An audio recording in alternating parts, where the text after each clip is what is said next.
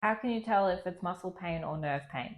Let's start with the sensation. So, your nerve pain is going to be a sharp, shooting, tingling, numb, or burning pain, whereas your muscle pain is going to be a deep, dull, achy kind of feeling.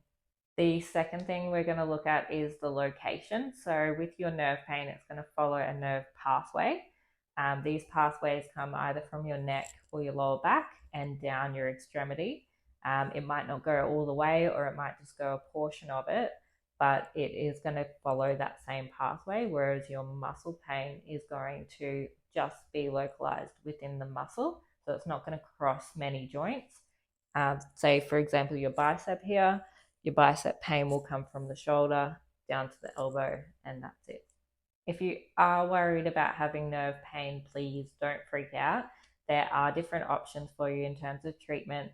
Um, it's not always going to be a one treatment thing, but we can help you. This is Nancy Jane, your local myotherapist. If you found this video helpful, share and like it with your friends, and I will see you on the next one.